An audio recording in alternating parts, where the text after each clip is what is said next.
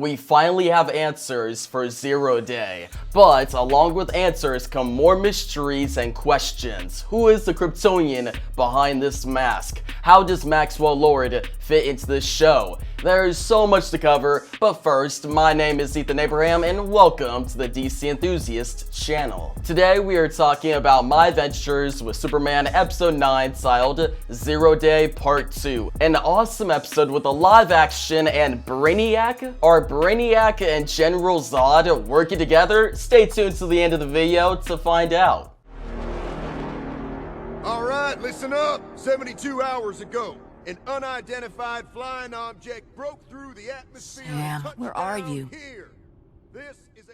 So boom, the General is Sam Lane, the father of Lois Lane. It's a fact. Now this episode also shows the difference between Sam and Mandy. Amanda Waller focuses on the mission no matter the cost, whereas the General questions his actions. He loses control of the operation, and by the end of the episode, Amanda Waller is now calling the shots. Now, she is not in the top position though. There's another villain above her position. Who is that villain at the top of the operation? Who gave Amanda Waller the control she has now? I'm very excited at the potential of more being revealed about Checkmate next episode. I'm also really excited to see the General reunite with his daughter, Lois, in the craziest way possible. What is this?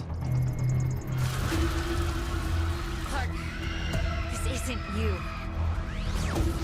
Lois, I can't. Clark?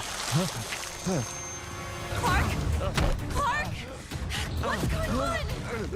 Man, Clark can't catch a break. He not only in conflict with his girl's dad, but now he's going to be in pain from the kryptonite that Lois found. Also, he was in captivity and forced to watch the destruction on Zero Day. In this episode, the General shows Superman the events of Zero Day. The military were sent to investigate an alien spaceship that was placed in the middle of nowhere. For 3 days, there was no sign of alien activity until, boom, a portal opened up in the sky in the shape of a Kryptonian glyph. On the other side of the portal was a Kryptonian leading an army of ships. The ships then sent down AI robots to cause destruction on Earth. The military soldiers tried their best to fight back, but this alien army was too much to handle. The General and Waller were about to be killed by the Kryptonian leader until suddenly a blast in space caused the portal to close. The destruction of Zero Day was over. The General believes it was Superman leading the army,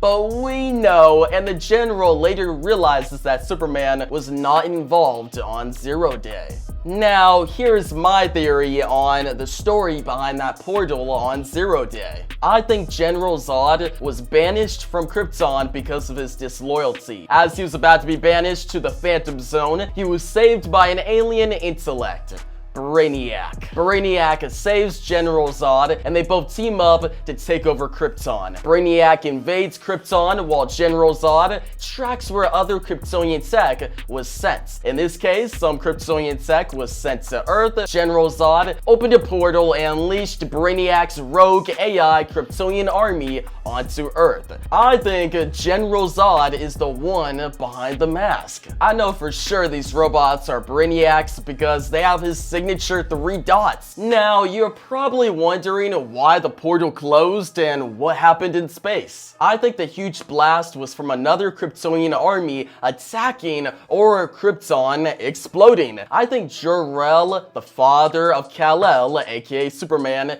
knew what was happening. He knew General Zod and Brainiac were too much to handle. He also knew Krypton was close to destruction, so Jor-El might have accelerated Krypton's destruction to cause the distraction. He didn't cause this distraction to just help Earth, obviously. He did this because he was trying to help Kryptonians get the jump on Zod and Brainiac. There are so many possibilities the story can take. This show can definitely go on for many seasons and unravel the mystery of Krypton's destruction, Brainiac's travel, and Zero Day's end. Whichever story they decide to tell, I'm excited for, because this show has me invested, especially after the awesome events in this episode. You chose to be a monster, Ivo. And what does that make an alien freak like you? Don't you read the paper?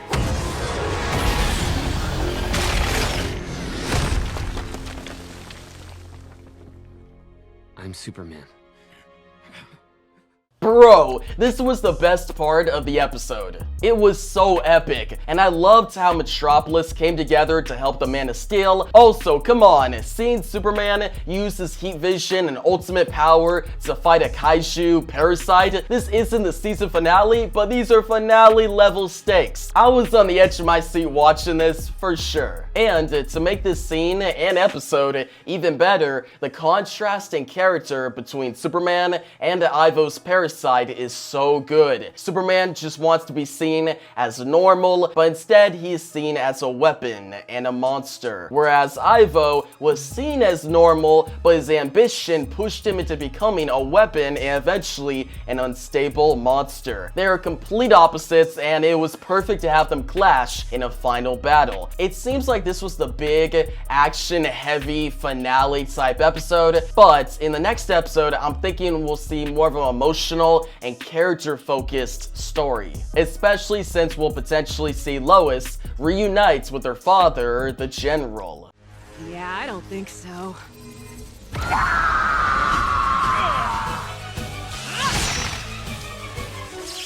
Bye-bye, Black Ops.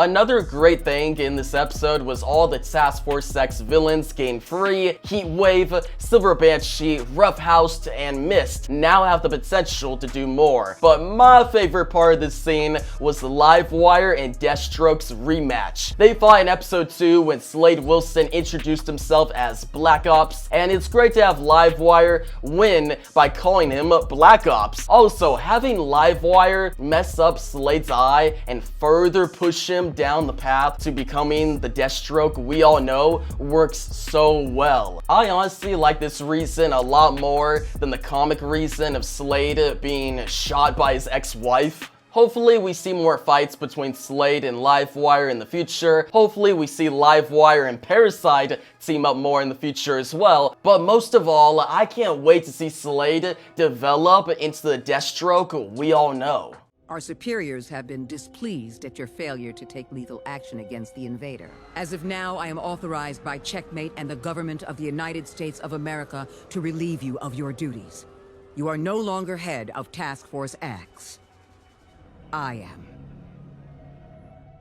Dude, this scene was so good. The tension and reveal of Amanda Waller now being the leader of Task Force X really hit home. But the reason I brought this up was because Waller mentions her supervisors. She mentions the US government and Checkmate. Checkmate is an agency with a chess-inspired organizational scheme. In the comics, a little bit before DC's massive events, Infinite Crisis, Maxwell Lord assumed the position of Black King, which is the lead position in the Checkmate organization. If My Adventures with Superman follows the comics, then that means Amanda Waller is working under Maxwell Lord. Maxwell Lord is calling all the shots, and he'll potentially be an important player later on. Maxwell Lord's goal was to manipulate Checkmate and kill all superhumans in the world. In order to hide his schemes, Maxwell Lord hijacked and reprogrammed Brother Eye. So, remember my theory about Brother Eye? Well, it still could happen. Brother Eye could still cause mass destruction in future episodes. Vicky Vale has already shown up, and Gotham has already been mentioned. Batman is for sure out there somewhere, and he could be working on Brother Eye in the present day. And eventually, Maxwell Lord will show up and take over Brother Eye and unleash the Omax. This could be a crossover story between Batman and Superman, like a world's finest type episode. That sounds dope in my opinion. Or hey, potentially we could see Wonder Woman involved. In the comics, Maxwell Lord has the power to control minds. He not only unleashed the Omax and kills Ted Kord, Blue Beetle, but he also mind controls Superman.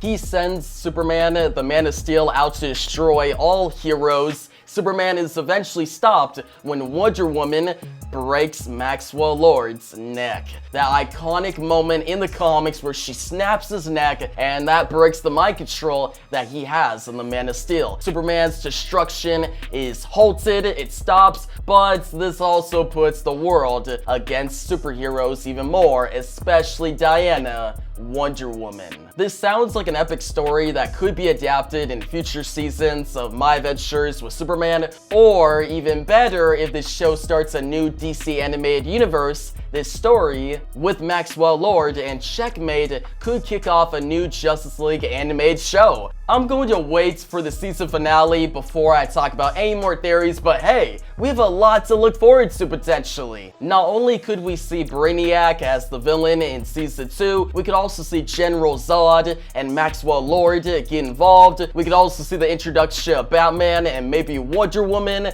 Also, the multiverse is already established, so Infinite Crisis and big events are not off the table. I'm really excited for the season 1 finale of My Adventures with Superman. Be on the lookout for my video covering that episode next week. And as always, check out my full reaction to episode 9 on my website. You can also click the link down below in the description and the pinned comment. It'll take you directly to my website. And yeah, guys, that's going to wrap up the video. Thanks for watching and peace out.